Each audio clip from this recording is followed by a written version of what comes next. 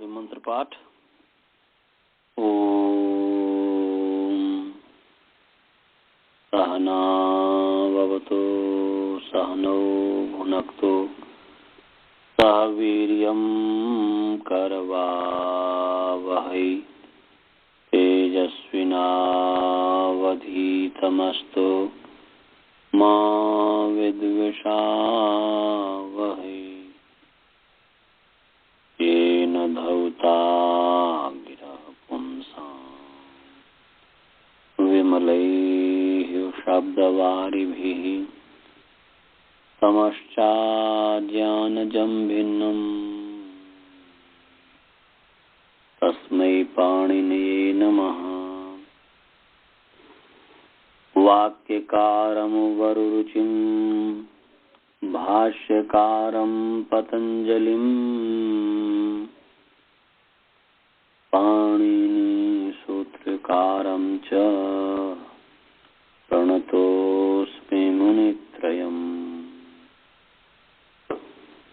ओम शांति शांति शांति।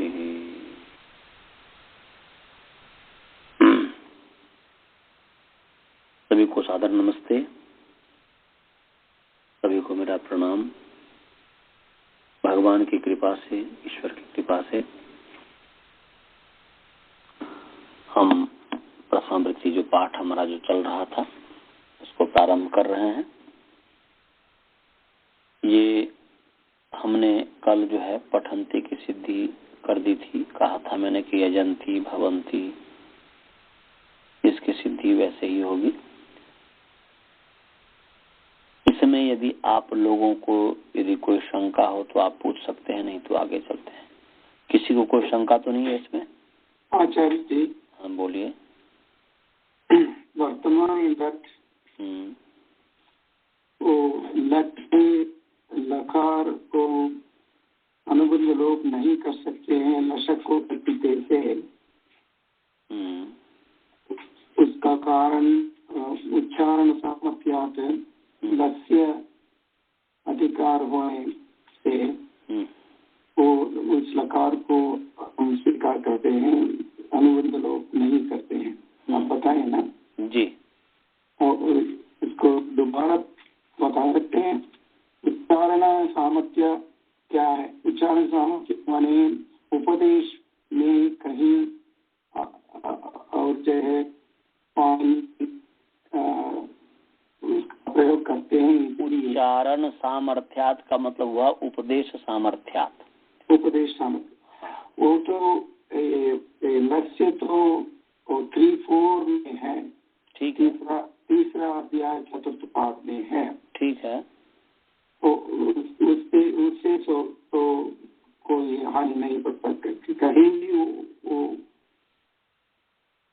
उच्चारण करते हैं। उसके आधार पर यहाँ पूरे अष्टाध्याय का एक दूसरे से कनेक्शन प्रायः जुड़ा हुआ है ना जी। हाँ। तो पूरे अष्टाध्याय को ध्यान में रख करके ही जो है हम इसको 2 तरीके से समाधान दे सकते हैं। एक तो ये है कि लस्य जो है उस लस्य को ध्यान में रख के लस्य जो पढ़ा है उसके महर्षि पाणिनि जी को यदि ल का लोप करना होता, ल जो है ल का यदि लोप करना होता तो फिर वहां पर लस्य नहीं पढ़ते।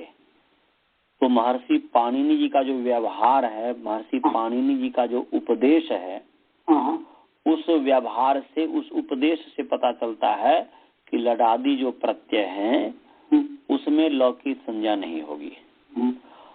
और तो उसके आधार पर हमने कहा था कि उच्चारण माने वहां पर उन्होंने उच्चारण किया है, माने उपदेश दिया है, इससे पता चलता है। और यदि उस चीज को ध्यान में नहीं रखते, केवल यहीं पर यदि लट कहें तो यदि मान लीजिए कि लट में जो है, लट में ट की इत संज्ञा जो हुई है उसका कोई ना कोई प्रयोजन है। उसका प्रयोजन है कि टित आत्मने पदा नाम टेरे से इत्व हो जाए आत्मने पद में, तो उसका ये प्रयोजन है। और लट में जो लकार उत्तरवर्ती जो आकार है उसका तो प्रयोजन है कि लीडादि से भेद बताना, और क्या कहते हैं कि उस माने ये भेद बताना।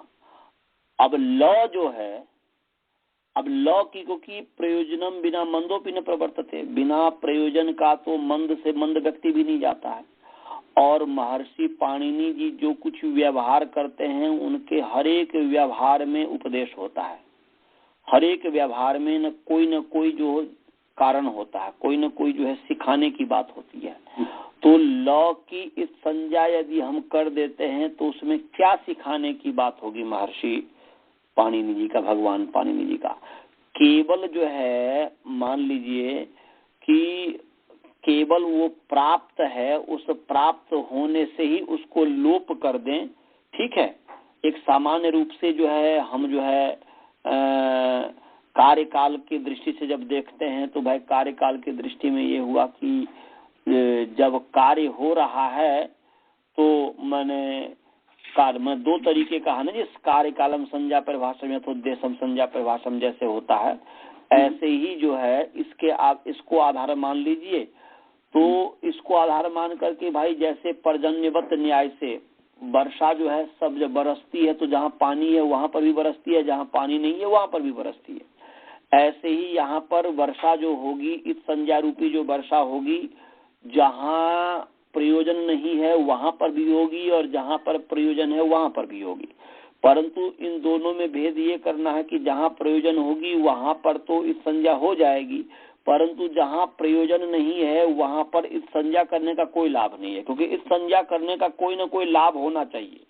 जैसे कि हमने दो लाभ बताया, ट की संज्ञा करने का लाभ बताया, चित आत्मने पद नाम तेरे आत्मने पद में एत्व बताया, और यहाँ पर जो जैसे सेवते इत्यादि बनता है, और इसमें जो है लकार में जो आकार है, लकार उत्तरवर्ती आकार, उसके संज्ञा का जो हमने प्रयोजन बताया कि लीड आदि से भेद, तो वहाँ प्रयोजन है ना जी। परंतु ल के संज्ञा का क्या प्रयोजन है? कोई प्रयोजन नहीं है। इसीलिए बार बार जो ल किया तो उस उच्चारण सामर्थ्य से ल की भी संज्ञा करना होता तो फिर लट क्यों करते भाई? ल क्यों पढ़ते? तो इसलिए पढ़े कि एक तो हो जाए, ल और इसलिए पढ़े कि वो लीडादि प्रत्यय से भेद हो जाए। परंतु यदि ल की भी संज्ञा कर दे तो फिर क्या प्रयोजन है? तो वहां पर ल उच्चारण किया है, उस उच्चारण सामर्थ्य से यहाँ पर इस संज्ञा नहीं होगी। समझ में आ गया? हम लस्य को अब ध्यान में नहीं रख रहे हैं, मैंने वो भी समाधान दिया था कि लस्य का भी समाधान दिया था। परंतु यदि मान लीजिए लस्य को तो ठीक है, वो तो है ही, वो भी एक समाधान है, परंतु यहीं पर केवल लट पर ही यदि विचार करें तो लट पर विचार करने से पता चलता है कि ट का कोई प्रयोजन है इस संज्ञा करने का, लकारोत्तरवर्ती आकार का प्रयोजन है कोई संज्ञा करने का। अब ल का क्या प्रयोजन है संज्ञा करने का? ल का कोई प्रयोजन नहीं है, तब भी ल पढ़े हैं। ल का कोई प्रयोजन नहीं, परंतु तब भी ल पढ़े हैं। तो उस ल जो पढ़े हैं, ल का जो उच्चारण किए हैं, उस उच्चारण सामर्थ्य से जो है लकार की संज्ञा नहीं होगी। इसको ये समझ लीजिए, इस रूप में समझ गए? हाँ जी। अब आगे चले। और किसी को कोई शंका नहीं है? चलिए आगे चलते हैं। अब जो है पचे की सिद्धि, पचे की सिद्धि, पचे का अर्थ है मैं पकाता हूं, तो अपने लिए पकाता हूं। इसका मतलब है कि पचे माने मैं अपने लिए पकाता हूं, ये अर्थ है। तो डुपचस पाके धातु है, डुपचस धातु है, डुपचस धातु है, और ये भ्वादिगण की धातु है और अनुदात्त धातु है और स्वरित धातु है। स्वरित के कारण ही यहाँ पर जो है पचे आत्मने पद में है, पचामी जो है परस्मी पद में होगा। तो डुपचस है, हमने इसका अनुबंध लोप किया, अर्थात श की संज्ञा किया हलंत्यम से, और डू की संज्ञा हमने किया आदिर ईटुडवा से, उपदेश में आदि इटुडवः इतः स्युः। उपदेश में जो आदयः इटुडवः माने उपदेश में आदि आद्यवयव जो ई टू डू है उसकी संज्ञा होती है। तो डू 50 में जो डू है आद्यवयव है डू, इसकी संज्ञा हो गई और श की संज्ञा हो गई। और चकार उत्तरवर्ती जो अकार है उसकी संज्ञा हो गई, क्योंकि वह स्वरित है इसलिए स्वरित की संज्ञा हुई। उपदेशे जनुनासिक इससे उपदेशे अनुनासिक माने उपदेशे अनुनासिक अचित भवति। अनुनासिक किसे कहते हैं? मुखनासिका वचनानुनासिक प्रतिज्ञानुनासिक क्या पाणिनीय तस् लोपा दशनम लोपा। तो बच गया पच। अब पच की भूवादय धातु से धातु संज्ञा, धातु संज्ञा होने से धातु का अधिकार चला। और इस धातु के अधिकार में वर्तमाने लट कि वर्तमान काल में धातु से परे लट प्रत्यय होता है। माने वर्तमान काल में विद्यमान जो धातु अर्थात वर्तमान क्रिया को कहने वाला जो धातु, यह हुआ कि वर्तमान क्रिया वृत्तिर धातु, वर्तमाने का संबंध धातु के साथ जोड़ेंगे, लट के साथ नहीं, तो ध्यान रखेंगे। तो वर्तमान क्रिया वृत्तिर धातु लट से आत, परह लट से आत माने वर्तमान क्रिया को बताने वाला, वृत्ति माने बताने वाला, विद्यमान होना, ये सब होता है वृत्ति का अर्थ। तो वर्तमान क्रिया वृत्तिर माने वर्तमान क्रिया में विद्यमान धातु से, भाव ये हुआ कि वर्तमान क्रिया को बताने वाले धातु से, वर्तमान क्रिया को का वाचक धातु से। तो वर्तमान क्रिया वाचका धातु, वर्तमान क्रिया वृत्तिर धातु परः लट प्रत्ययो भवति। वर्तमान क्रिया को बताने वाले धातु से परे लट होता है, तो प्रत्यय पर सभी ले आइएगा। तो अब पच और लट हो गया। लट का क्या अर्थ है? तो लह कर्मणि च भावे चा कर्म के भ्य। लह माने लकाराः माने लडादि प्रत्ययाः। कर्मणि माने सकर्म के भ्य धातुभ्य कर्मणि, च माने चात कर्तरी, अकर्म के भ्य धातुभ्य भावे चात कर्तरी। माने लडादि जो प्रत्यय है सकर्मक धातु से कर्म अर्थ में और कर्तार्थ में होते हैं, और अकर्मक धातु से भाव अर्थ में और कर्तार्थ में होते हैं। तो यहाँ पर जो है लट जो प्रत्यय है वह कर्तार्थ में हुआ है। कर्ता क्या है? स्वतंत्र कर्ता। स्वातंत्र्येन विवक्षितो अर्थ कर्तृसंज्ञा स्यात्। कर्तृसंज्ञा विवक्षित जो अर्थ है वह कर्तृसंज्ञक होता है। तो पच के बाद लट है, अनुबंध लोप किया, ट की हलंतम से संज्ञा, और अ की जो है उपदेशे जनुनासिक से संज्ञा, तस् लोपा दशन लोपा मुखनासिक वचनासिक इत्यादि वैसे ही सब कर देंगे जैसे पीछे किया हुआ अभी। तो पच ल। अब लस का अधिकार चला। लस के अधिकार में तिप्त जी सिप्त स्थम विभस्म ताताम झ थासा थाम ध्व विनिमहि महिं। इसका फिर विभक्ति में लस से स्थान तिवादे आदेश भवंती, और फिर जो है विभाग कीजिए। विभक्ति सबसे पहले विभक्ति संज्ञा, फिर लह परस्मै पदम तंगाना वात्म पदम, लह परस्मै पदम तंगाना वात्मने पदम, परस्मै पद और आत्म पद संज्ञा कर दिया, पद विभाग कर दिया, पद नियम करेंगे। तो यहाँ पर जो पद नियम करेंगे वह है स्वरितयितः कर्तृभि प्राये क्रियाफले। इसको निकाल लीजिए, ये विशेष सूत्र है। स्वरितयितः कर्तृभि प्राये क्रियाफले निकालिए। 1372 नंबर सूत्र है, 1372।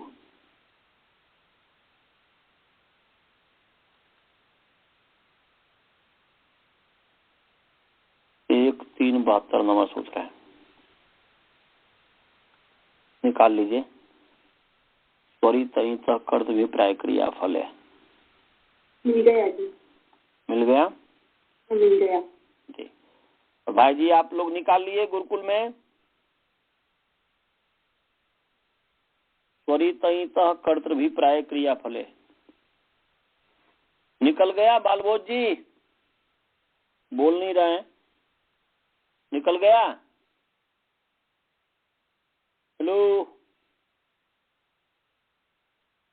हेलो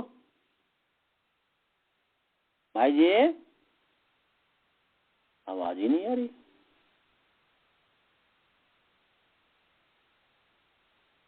आपकी आवाज, हाँ अब आई। हाँ वो निकाल लिए।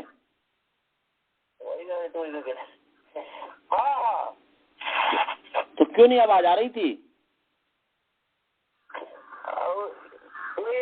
साउंड बॉक्स में वैसे आवाज कहाँ क्या आवाज एमर नहीं सुनाई दे चले एमर की जब साउंड बॉक्स में आवाज नहीं जाती है तो दिल्ली। अच्छा हाँ तो स्वरितः कर्तृ प्राय क्रिया फल है, ये सूत्र निकाल लिए। 1372 नंबर सूत्र है। 1372 निकाल लिए। हेलो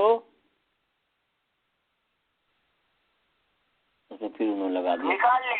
हाँ स्वरितः, हाँ जी ठीक है निकाल लिए। तो अब देखिए इस पर पदच्छेद विभक्ति कीजिए। स्वरितः तो तकारांत, तकारांत पुंलिंग स्वरित इत शब्द पंचमी विभक्ति एक वचन। फिर मैं बोल रहा हूं, ध्यान सुनेंगे। तकारांत पुंलिंग स्वरित इत शब्द पंचमी विभक्ति एक वचन। कर्तृभिप्राये अकारांत पुंलिंग कर्तृभिप्राय शब्द सप्तमी विभक्ति एक वचन। क्रियाफले अकारांत नपुंसकलिंग क्रियाफल शब्द सप्तमी विभक्ति एक वचन।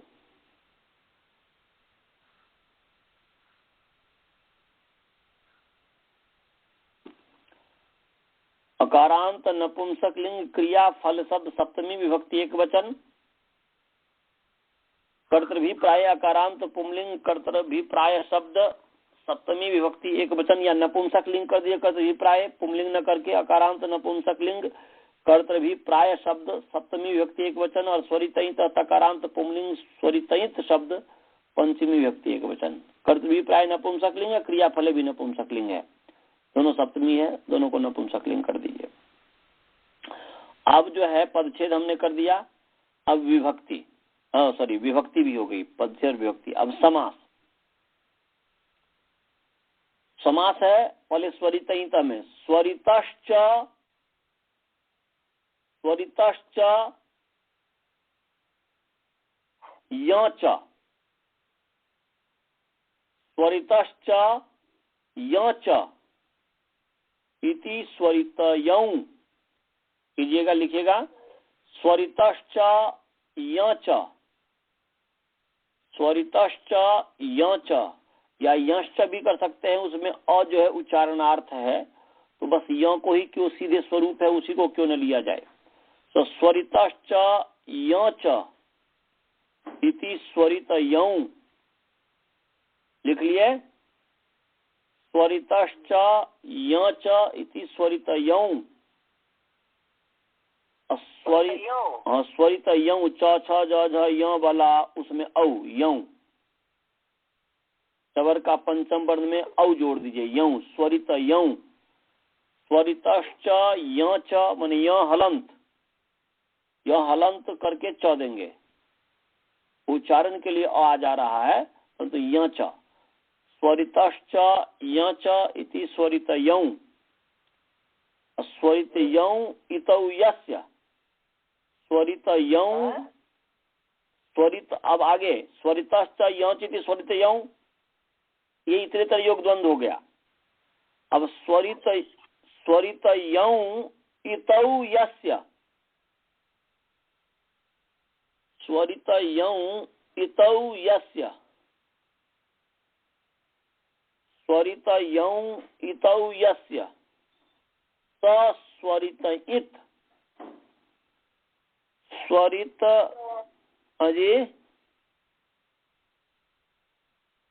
स्वरितयित, स्वरितयित त हलंत, तकारांत मैंने बताया था ना पुंलिंग, स्वरित यौ स्वरित यौ इतौ यस्य स स्वरित इत तस्मात् स्वरित इतः। तस्मात् में स्वरित इतः जो पंचमी में है उसी को निर्देश करेगा ना, तस्मात् स्वरित इतः। फिर मैं बोल रहा हूँ स्वरितश्च यच इति स्वरित यौ स्वरित यौ इतौ यस्य स स्वरित इत तस्मात् स्वरित इतः। ये इतरेतर योग द्वंद्व गर्भ बहुव्रीहि समास है। इतरेतर योग द्वंद्व गर्भ बहुव्रीहि है। समझ में आया? माने इसका हिंदी में अर्थ हुआ जिसका, माने हाँ, ये जो इतरेतर योग द्वंद्व गर्भ बहुव्रीहि, ये हमको थोड़ा सा अभी तक समझ में नहीं आया। अच्छा देखिए, बहुत ही सरल है। हमें भी हालांकि शुरू में नहीं समझ में आता था, परंतु इस पर हम स्वयं जब विचार किए तब मुझे समझ में आया। जब पढ़ते समय गुरुजी कहते थे परंतु मुझे भी नहीं समझ में आता था, जैसे आपको नहीं आ रहा, परंतु इस पर स्वयं में विचार किया। कैसे विचार किया? मैंने विचार किया, देखो माँ के गर्भ में बच्चा रहता है, तो माँ के गर्भ में बच्चा रहता है, तो जिसके गर्भ में रहता है वो पूरा हो गया, उसके गर्भ में एक देश में बच्चा हुआ। ऐसे ही जो है अंतिम समास क्या है? बहुव्रीहि समास है सबसे अंतिम में। और उस बहुव्रीहि माँ के गर्भ में जो है द्वंद्व है, क्योंकि स्वरितयितः ये पूरा इसमें बहुव्रीहि समास है स्वरितयितः में। अब उसी के गर्भ में स्वरित है और यौ भी है। स्वरित इतः के जैसे माँ के गर्भ में बच्चा होता है, ऐसे ही स्वरित इतः ये जो पूरा समूह है उसी के गर्भ में स्वरित और यौ है कि नहीं? हाँ। तो इसीलिए कह रहा हूं कि वो किसके गर्भ में है? जो स्वरित इतः ये पूरा तो बहुव्रीहि हो गया, और उस बहुव्रीहि के गर्भ में भीतर में स्वरित और यौ है कि नहीं? स्वरित यौ जो है, स्वरित यौ स्वरितश्च यौ चति स्वरित यौ हमने किया, तो स्वरित इतः के गर्भ में स्वरित यौ है कि नहीं? है। तो इसीलिए कह रहा हूं इतरेतर योग द्वंद्व गर्भ, माने इतरेतर योग द्वंद्व गर्भ में है जिसके, किसके गर्भ में है इतरेतर योग द्वंद्व? बहुव्रीहि के अंतर्गत ही है ये। हाँ, बहुव्रीहि के गर्भ में है। जैसे माँ के गर्भ में बच्चा है, ऐसे ही बहुव्रीहि के गर्भ में इतरेतर योग द्वंद्व है यहाँ पर, इसलिए है इतरेतर योग द्वंद्व गर्भ बहुव्रीहि कहते हैं। ठीक, समझ में आ गया? आप स्पष्ट हो गया? हाँ। हाँ, तो इतरेतर योग द्वंद्व गर्भ बहुव्रीहि। अब जो है इसका जो हमने समास किया कि स्वरित इतौ यस्य स, स्वरित यौ इतौ यस्य स, ऐसा किया तो वह जिसके स्वरित और यौ इत हो, माने यस्य माने जिस धातु के, स्वरित इत्यादि जो हुआ तो जिस धातु के, यस्य माने यस्य धातु हो। यस्य का मतलब क्या है जी? क्योंकि आत्मने पद परस्मयी पद तो धातु से परे जो प्रत्यय है उसी का नाम है ना जी। तो अपने आप धातु पद का आक्षेप हो गया। यहाँ पर धातु की अनुवृत्ति नहीं आ रही है कहीं से, परंतु यहाँ पर जो है भाई ये आत्मने पद करता है, तो आत्मने पद नियम करता है, तो आत्मने पद परस्मयी पद होता ही है धातु से, दूसरे से तो होगा नहीं। इसलिए धातु का यहाँ पर अपने आप ही अध्याहार हो गया, धातु का आक्षेप हो गया। धातु को हमने खींच लिया, आक्षेप कर लिया, जैसे चुंबक लोहे को खींच लेता है, ऐसे ही यहाँ पर आत्मने पद ने धातु को खींच लिया। आत्मने पद जो नियम कर रहा है, तो आत्मने पद प्रत्यय जो आत्मने पद कर रहा नियम, इस आत्मने पद ने धातु पद को चुंबक की तरह खींच लिया। समझ में आया भाई जी? हाँ। इसलिए यस्य धातु ऐसा हुआ कि जिस जिस धातु के स्वरित अच, स्वरित तो अच की संज्ञा है, और य वर्ण, स्वरित वर्ण और य वर्ण इत हैं, उसका नाम है स्वरित इत। जैसे जैसे णीय प्रापने है, णीय णीय प्रापने है, तो वहां पर णीय धातु के य इत है कि नहीं? जैसे नेता आप बनाते हैं कि नहीं, नेता चेता, तो चेता में धातु क्या है? चीय है कि नहीं? चीय।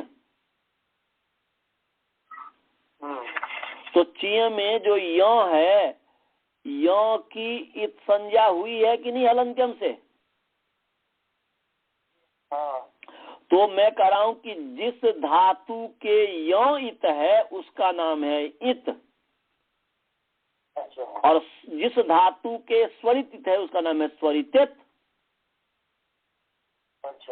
तो यहाँ पर चीय धातु इत हो गया, और पच में जो डुपचस में च में जो अ है उसमें स्वरित की संज्ञा हुई है, इसलिए स्वरितेत हो गया।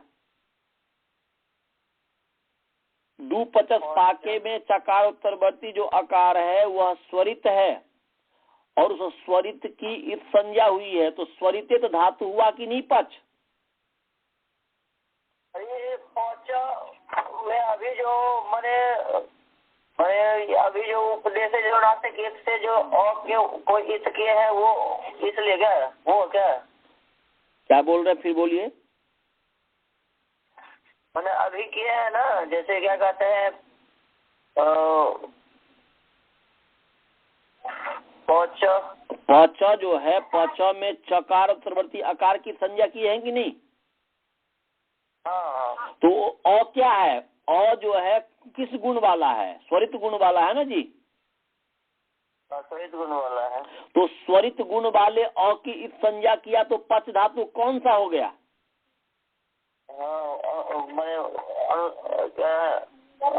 स्वरित हो गया। स्वरित हो गया ना। हेतु करें कि स्वरित इत है जिसका, वो स्वरित हुआ।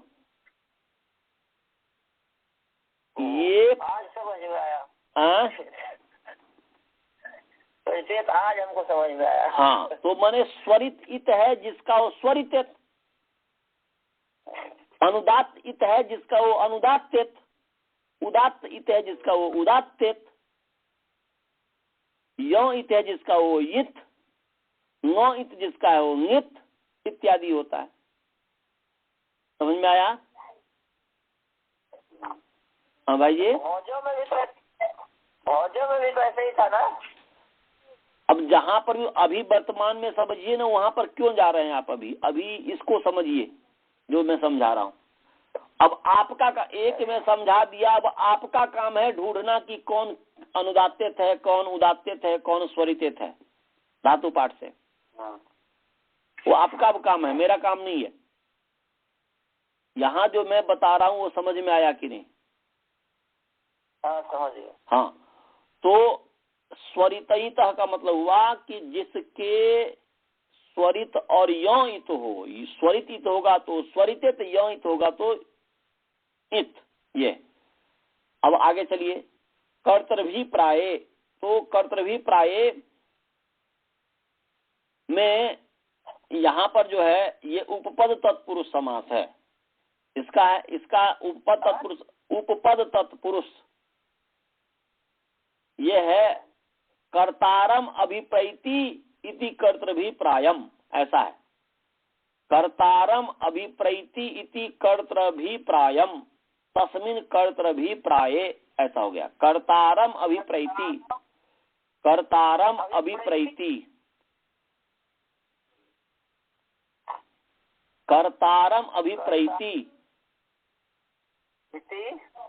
कर्तृभिप्रायम, कर्तारम अभिप्रैति इति कर्तृभिप्रायम।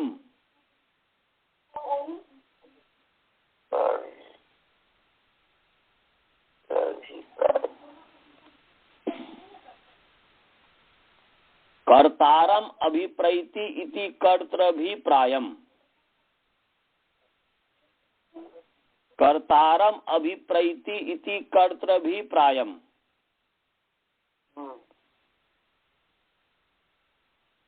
तस्मिन् कर्तृभिप्राये। तो क्या अर्थ हुआ जी? कर्तारम अभिप्रैति का मतलब क्या हुआ? ये उपपद तत्पुरुष समास है। तो कर्तारम अभिप्रैति का मतलब क्या हुआ जी? कर्तारम कौन सी विभक्ति है? बोलिए। द्वितीय विभक्ति एक वचन, जल्दी से बोला कीजिए। कर्तारम द्वितीय विभक्ति वचन है। तो कर्तारम अभिप्रैति का क्या अर्थ हुआ?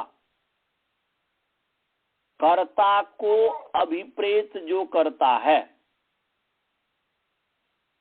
अभिप्रैति में अभि उपसर्ग प्र उपसर्ग इन धातु से तिप प्रत्यय हुआ, जैसे पचती इत्यादि सिद्धि करते हैं, ऐसे ही अभिप्रैति बना है।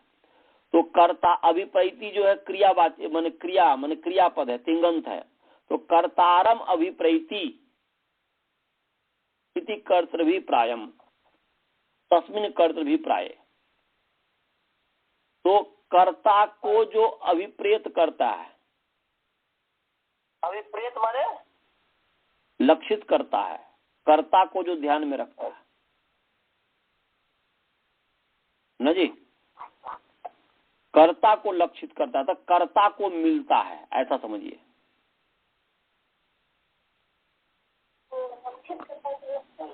आपको ये मतलब जो है कि ये बताया था ना, ये जैसे कर्मणा यम भी प्रैति स संप्रदानम, संप्रदान की सिद्धि कभी मैंने पढ़ाया होगा। यदि संप्रदान किसे कहते हैं? तो कर्मणा यम अभिप्रैति, यम अभिप्रैति जिसको अभिप्रेत करता है, जिसको लक्षित करता है, जिसको ध्यान में रखता है, जिसको लक्षित करता है वो अभिप्रैति इसको कहते हैं। तो यहाँ पर अभिप्राय कर्तारम अभिप्रैति, कर्ता को लक्षित करता है, इति कर्तृभिप्राय। माने अभिप्रैति में ती जो प्रत्यय हुआ कर्ता को कहा, तो कर्ता को लक्षित करने वाला, ये अर्थ हुआ। क्या अर्थ हुआ जी? यदि हिंदी में यदि अपने भावों को व्यक्त यदि करना चाहेंगे तो ऐसे ही कहेंगे ना, जैसे कहते हैं पाठकः, तो पाठकः में पठ का अर्थ है पढ़ना और अकह का अर्थ है वाला, कर्तार्थ है। तो वो कर्ता तो वाला ही हुआ ना जी। कर्ता को हिंदी में यदि व्यक्त करना चाहे तो कैसे व्यक्त करेंगे? पाठकः का मतलब क्या हुआ जी?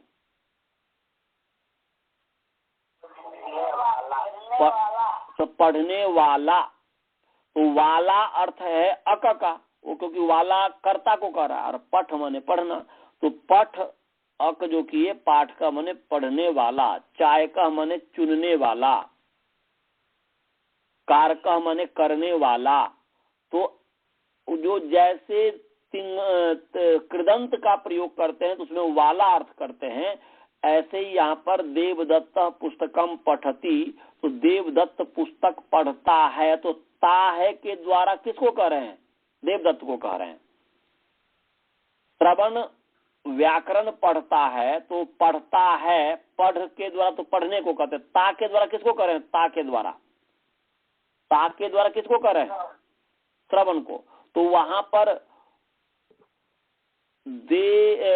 श्रवण पुस्तक व्याकरण पढ़ता है, तो क्या हो जाएगा? श्रवण व्याकरण पठन करता, व्याकरण से पठन करता, ऐसा हो जाएगा कि नहीं जी? तिंगंत में दे श्रवण व्याकरणम पठती, इसको जब तिंगंत में बनाना, कृदंत में इसको बदलना हो तो कैसे बदलेंगे? कहेंगे कि श्रवण व्याकरण, समाप्त कर दीजिएगा, श्रवण व्याकरण पठन करता। और यदि उसको में और संक्षेप करेंगे तो श्रवण व्याकरण पाठकः, यही कहेंगे कि नहीं? माने श्रवण व्याकरण से पाठकः, व्याकरणम पाठकः, और श्रवणः व्याकरणस्य पठन करता और श्रवणः व्याकरणम पठति, सबका मतलब एक ही है। एक जो है कृदंत के रूप में कहा जा रहा है, एक को तिंगंत में कहा जा रहा है। समझ में आ रहा है भाई जी? हाँ। माने कृदंत में जिसको कहेंगे व्याकरणम, माने व्याकरण से पठन करता श्रवणः, या व्याकरण से पठन व्याकरण से पाठकः श्रवणः, व्याकरण पाठकः श्रवणः, जिसको व्याकरण को भी हटा दीजिए, सीधे पाठकः श्रवणः। एक वाक्य हमने कहा कि श्रवणः पठति, एक हुआ। दूसरा हो गया कि श्रवणः पठन करता अस्ति, दूसरा। तीसरा हो गया श्रवणः पाठकः अस्ति। तो श्रवणः पाठकः अस्ति, श्रवणः पठन करता अस्ति, श्रवणः पठति, सबका मतलब एक ही है। समझे भाई जी? हाँ। आप लोग समझे जी? आप लोग समझ रहे हैं साहब वाले? हाँ जी। और ये जो है आनंद जी, आप समझ रहे हैं जी? तो मैं जो इसके माध्यम से बताना चाह रहा था, तो ऐसे ही हिंदी में, वो तो हो गया संस्कृत में, परंतु हिंदी में क्या कहेंगे? श्रवण व्याकरण पढ़ने वाला है, व्याकरण को पढ़ने वाला है, तो व्याकरण पढ़ने वाला। तो कृदंत में जैसे कर्ता अर्थ में जो प्रत्यय होता है उसको वाला कहते हैं, ऐसे ही यहाँ पर जो है कर्तारम अभिप्रैति, ये जो तिप प्रत्यय आया वह वाला को कहा, माने वह कर्ता को कह रहा है, माने कर्तारम अभिप्रैति। यह कर्तारम अभिप्रैति, यह कर्तारम अभिप्रैति सकर्तृभिप्रायम, जो कर्ता को अभिप्रेत करता है, जो कर्ता को लक्षित करता है, उसका नाम कर्तृभिप्राय है। तो बोल रहे हैं यहाँ पर कर्तव्य मैंने जो क्रिया का जो फल है, क्रिया का फल कर्ता को जब लक्षित करता है, ये कर्तृभिप्राय क्रिया फले, ये जो दोनों सप्तमी है, तो क्रिया फले यहाँ पर क्रिया फल करता है, और कर्तृभिप्राय जो है ये कृदंत हो गया। जैसे श्रवणः पाठकः, इसमें पाठकः जो है, श्रवण जो कर्ता कारक हो गया, पाठक भी कर्ता ही कारक है, परंतु वहां पर पाठक श्रवणः पठति जो कह रहे थे, उस पठति का कृदंत रूप हो गया पाठकः। ऐसे ही यहाँ पर जो है क्रियाफलम जो है ये कर्ता है, कर्ता रूप, जैसे श्रवण वहां पर कर्ता रूप है और पाठक पठति का कृदंत रूप है, ऐसे ही यहाँ पर क्रियाफलम कर्ता है और कर्तृभिप्रायम जो है वह अभिप्रैति, कर्तारम अभिप्रैति का कृदंत रूप है। माने यहाँ पर कर्मण्यन से कर्म उपद रहते अण प्रत्यय हो गया है, तो इन धातु से तो कर माने कर्तृभिप्रायम बन गया। तो यहाँ पर क्रिया फलम माने क्रिया का फल जब कर्ता को मिलता है, कर्ता को अभिप्रेत करता है, कर्ता को निर्दिष्ट करता है, कर्ता को लक्षित करता है, कर्ता की ओर इशारा करता है, ये सब अर्थ हुआ कर्तृभिप्राय क्रिया फले के। समझ में आया भाई जी? मैंने यहाँ पर यह है कि जैसे मैं भोजन बनाता हूँ, हिंदी में अर्थ है मैं भोजन बनाता हूँ, मैं यज्ञ करता हूँ, मैं यज्ञ करता हूँ। अब यहाँ पर मैं यज्ञ करता हूँ, मैं भोजन बनाता हूँ।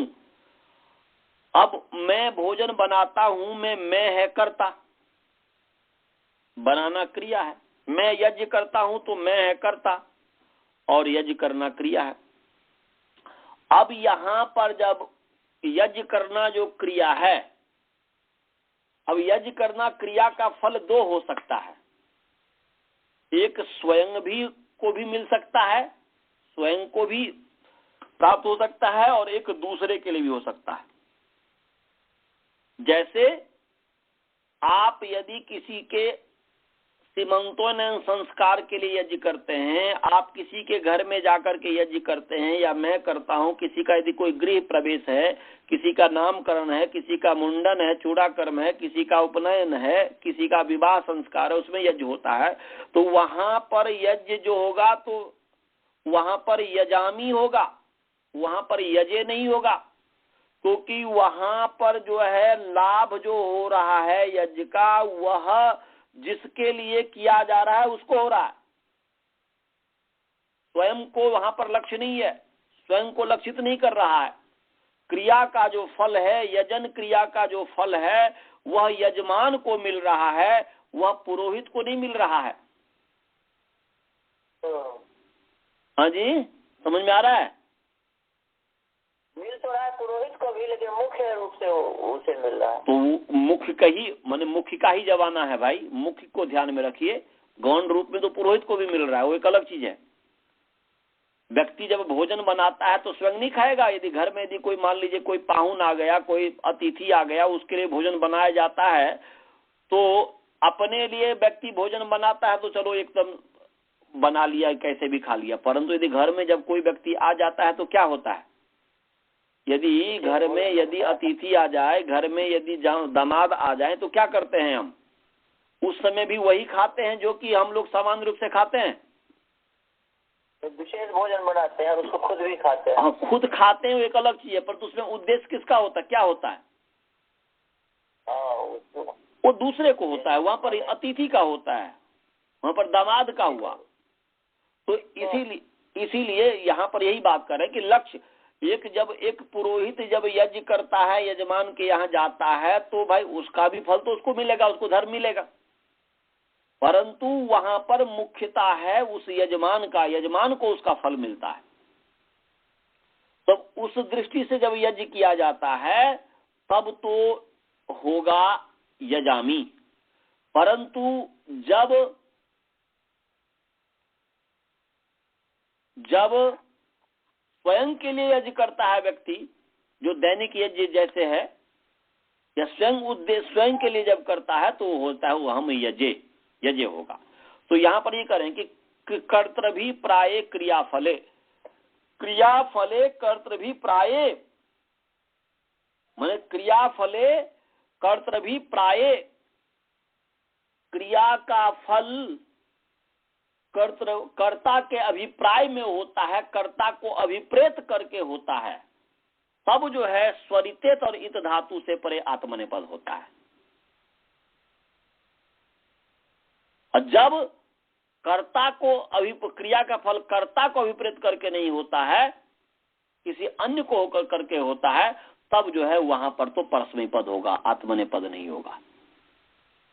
उस शेषात कर्तरी परस्मै पदम हो जाएगा। फिर उस शेष से जब क्रिया का फल नहीं मिला, उससे जो शेष जो है उससे जो है फिर जो है परस्मै पद हो जाएगा। तो इसका अर्थ हो गया, ये पद नियम हुआ। हाँ, ये पद नियम हुआ,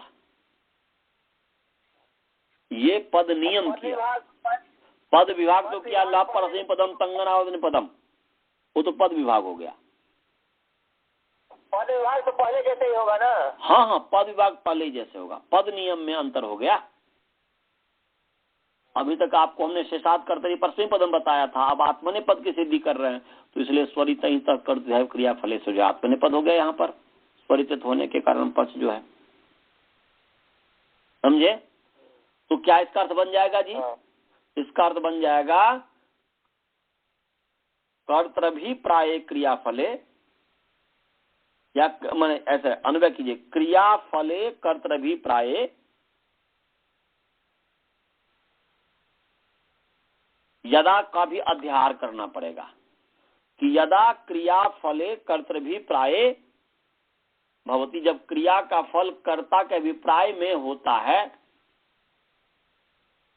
या इसको ऐसा कहेंगे, इसको तोड़ करके ये तो हो गया क्रिया फले कर्तृभिप्राय, मान अन्वय तो होगा कि क्रिया फले कर्तृभिप्राय स्वरितयितः धातोः परः आत्मने पदम भवती, ये इसके आधार पर अर्थ हुआ। माने जैसा सूत्र है उसके आधार पर कि क्रिया फले कर्तृभिप्राय स्वरितयितः धातोः परः आत्मने पदम भवती। हाँ जी, वही लिखा तो क्रिया फले, मैंने इतना पूरा समझा दिया, आप अन्वय कर लीजिए ना स्वयं। कौन सी बड़ी चीज है? क्रिया फले कर्तृभिप्राय, क्रिया फले कर्तृभिप्राय स्वरितयितः धातोः आत्मने पदम भवति। स्वरित परह कहिए या नहीं कहिए कोई ऐसी। आचार्य जी, आत्मनेपदम अनुदात्त से आ रहे। हाँ जी, अनुदात्त गीता आत्मनेपदम जो 9वां सूत्र है कि कितने नंबर सूत्र है? 12 होगा, 12 है, 12 है। तो आत्मनेपदम वहां से अनुदात्त गीता आत्मनेपदम से आत्मनेपदम की अनुवृत्ति आ रही है। आचार्य जी, हाँ जी बोलिए। इसका मतलब ये हुआ कि जितने भी स्वरित ईंट वाले धातु हैं और जितने भी नित वाले धातु हैं, जब उनका क्रिया का फल करने कर्ता को मिले तो वो सब आत्मनेपद में होंगे, ऐसा अर्थ हुआ? जी यही हुआ अर्थ हुआ जी, आपने ठीक समझा, यही है। इसके विपरीत यदि अर्थ, इससे विपरीत यदि प्रयोग करते हैं तो गलत प्रयोग करते हैं, अज्ञानता में प्रयोग करते हैं। क्रिया फले कर्तृभिप्राय स्वरितयितः धातोः आत्मनेपदम भवति। बस आत्मनेपदम की अनुवृत्ति वहां से आ गई अनुदात्त आत्मनेपदम से। तो स्वरितयितः कर्तृभिप्राय क्रिया फले, तो क्रिया फले कर्तृभिप्राय स्वरितयितः धातोः आत्मनेपदम भवति। हाँ जी, आत्मनेपदम से, हाँ उससे मतलब आई है। तो यहाँ पर इसका मतलब क्या हुआ जी? इसका जब आप ये करेंगे तो इसको इसका आधार पर करेंगे क्रिया फलम, माने यदा क्रिया फलम कर्तारम अभिप्रैति। इसका जब आप एक वाक्य के रूप में क्रिया के रूप में करेंगे तो ऐसा कर्तव्य, मैंने कर्तारम अभिप्रैति किया था कर्तव्यप्राय का, कर्तारम अभिप्रैति थी कर्तव्यप्राय। और क्रियाफलम, तो क्रियाफलम यदा कर्तारम अभिप्रैति, क्रियाफलम कर्ता बन गया यहाँ पर। तो यदा क्रियाफलम कर्तारम अभिप्रैति तदा, यदा क्रियाफलम कर्तारम अभिप्रैति तदा स्वरितयितः धातोः परः आत्मनेपदम भवति। और अलग अलग करेंगे तो स्वरितात धातोः इतः धातोः आत्मनेपदम भवति। परः भी जोड़ दीजिए क्योंकि पंचमी, इसलिए तो स्वरी क्या बोलते तस्मात् उत्तरः अपने आप आ ही जाएगा कि उत्तरः आत्मनेपद। यहाँ पर उत्तरः परः जोड़िए या नहीं जोड़िए कोई जरूरत नहीं है, क्योंकि ये तो वो जो है आत्मनेपद परस्मैपदी पद ये कह रहा कि भाई ये तो परे ही उस लकार के स्थान पे ही आदेश हुआ है, तो वो तो पर से है ही, तभी बस जोड़ दीजिए, कोई ऐसी बात नहीं है। हाँ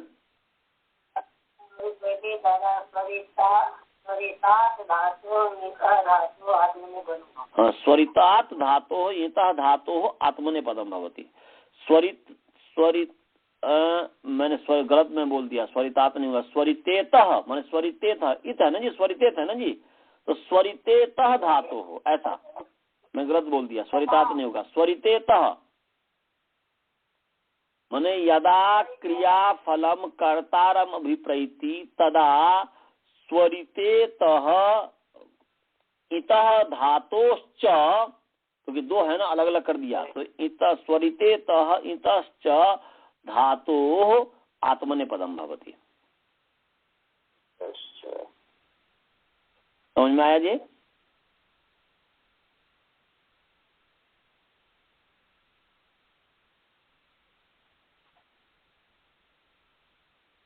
इसमें बोल रहा हूँ कि कर्तृभी प्रायम जो है, हाँ जी,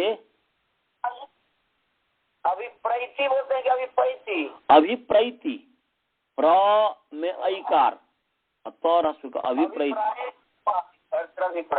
कर्तृभिप्राय का तोड़ेंगे जब हम क्रिया के रूप में करेंगे, तिङंत के रूप में करेंगे तो कर्तारम अभिप्रैति हो जाएगा। जैसे कर्तारम अभिप्रैति का कृदंत रूप कर्तृभिप्रायम हो गया था कि नहीं जी। जैसे पाठक श्रवण को आप जब तिङंत में करेंगे तो क्या बनेगा उसका? श्रवण पाठक का तिङंत में क्या बनेगा बोलिए? हाँ, श्रवण पठति, यही होगा ना जी। तो ऐसे ही यहाँ पर कर्तृभिप्रायम का जब आप तिङंत में करेंगे तो क्या बनेगा बोलिए? नहीं, फिर पूरा मैं बोला हूँ कि कर्तृभिप्रायम का तिङंत में क्या बनेगा बोलिए पूरे वाक्य?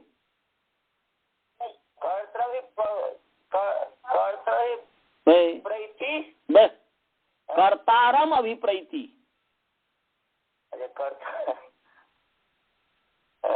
वहाँ तो समास हो गया, यहाँ समास थोड़े होगा, तिङंत का समास थोड़े होता है। कर्तारम अभिप्रैति, समझ में आया? कर्तृभिप्राय जो है उसको जब तिङंत में इसको जब बनाएंगे तो कर्तारम अभिप्रैति होगा, और क्रियाफलम तो कर्ता उसका हो जाएगा, अभिप्रैति का कर्ता। तो यदा क्रियाफलम कर्तारम अभिप्रैति तदा त्वरितेतः इतश्च धातोः आत्मनेपदम भवति। समझ में आया? जब क्रिया का फल माने कर्ता को अभिप्रेत होगा। हाँ, कर्ता को अभिप्रेत करता है, कर्ता को निर्दिष्ट करता है, कर्ता को लक्षित करता है। अभिप्रेत मतलब क्या हुआ जी? लक्षित करता है, लक्षित करना, इशारा कर, भाई ये मेरा ये अभिप्रेत है, ऐसा हिंदी में भी नहीं कहते हैं जी। मैंने कहते भाई ये मेरा अभिप्राय है, ऐसा कहते हैं कि नहीं? इससे मेरा ये अभिप्रेत है, ये वही तो यहाँ पर भी है, ये इससे मेरा ये अभिप्रेत है, तो वहां पर ये मेरा अभिप्रेत है, वो इशारा कर रहा है ना उधर जी।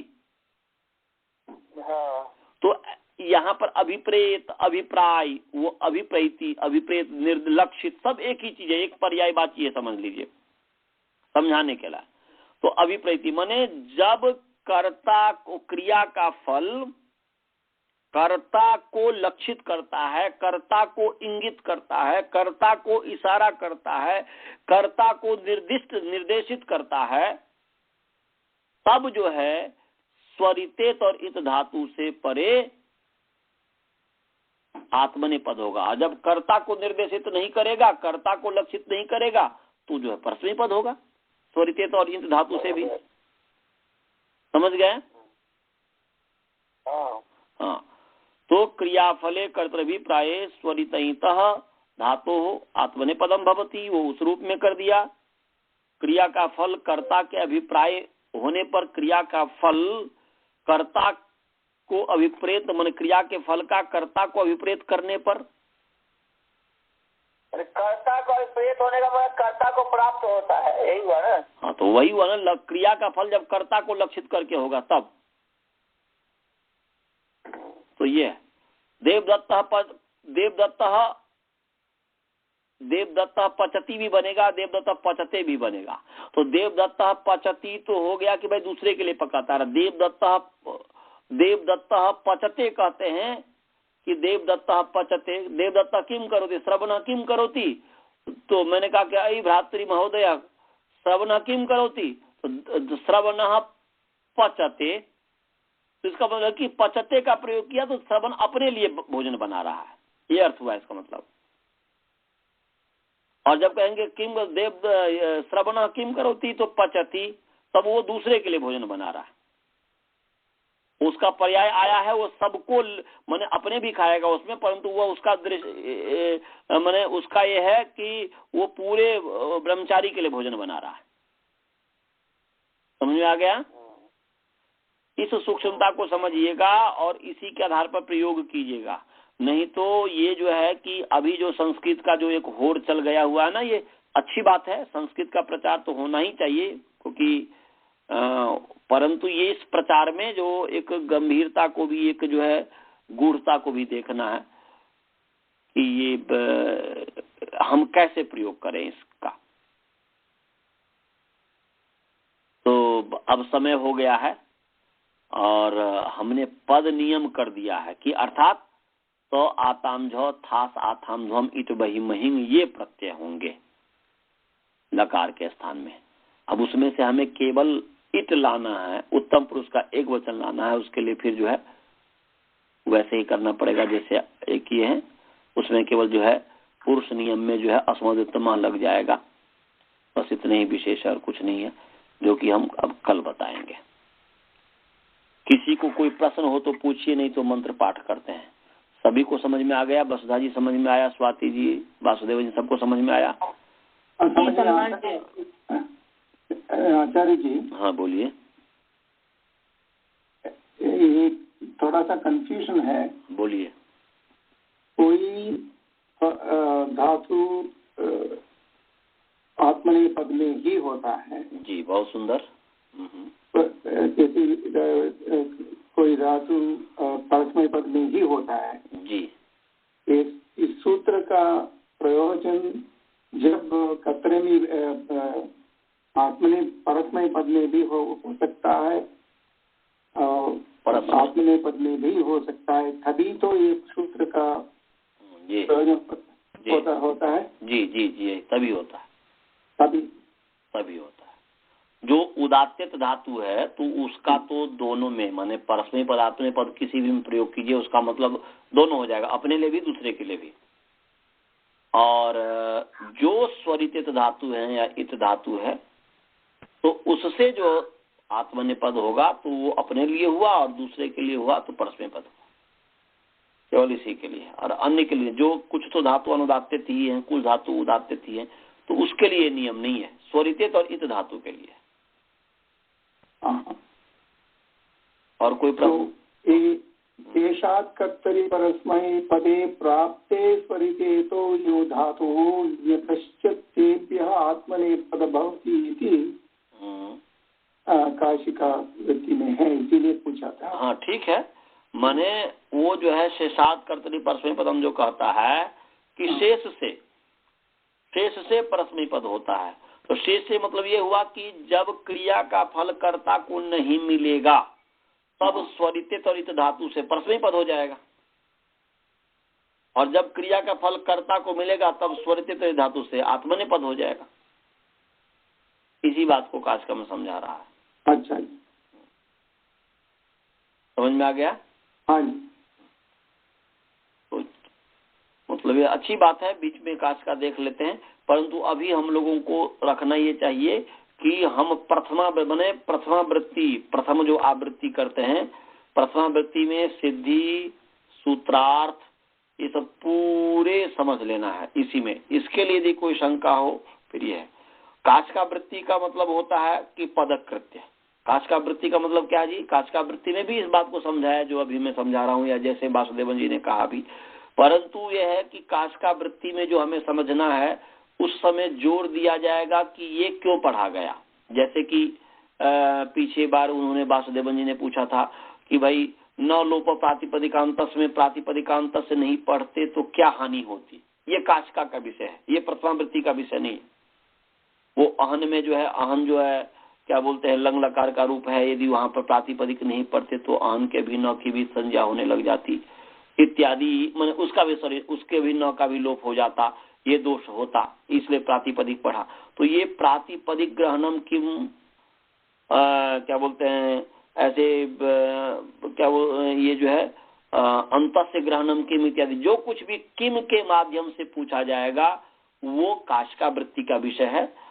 हम कोशिश ये करेंगे, यदि कोई कहीं पर कोई विशेष बात हो तब तो हम बता ही देंगे, या कोई पूछना हो तो पूछ लीजिएगा, परंतु कोशिश यही करना है कि जहां तक हो सके अभी पूरे मस्तिष्क, दिमाग, मन, बुद्धि, सब कुछ को जो है उसी में लगा देना है।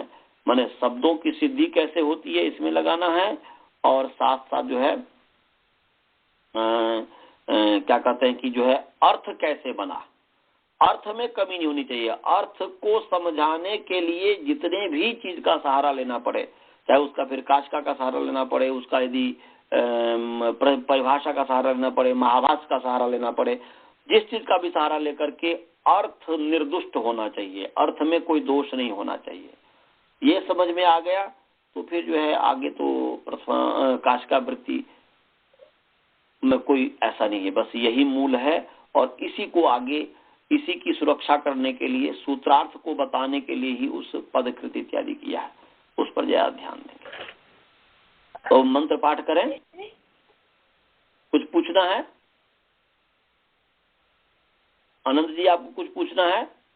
नहीं आचार्य जी। तो मंत्र पाठ करें। जी आचार्य जी। चलिए करता हूँ।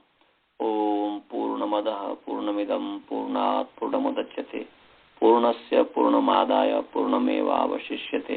ओम शांति शांति। सभी को सादर नमस्ते। धन्यवाद। नमस्ते।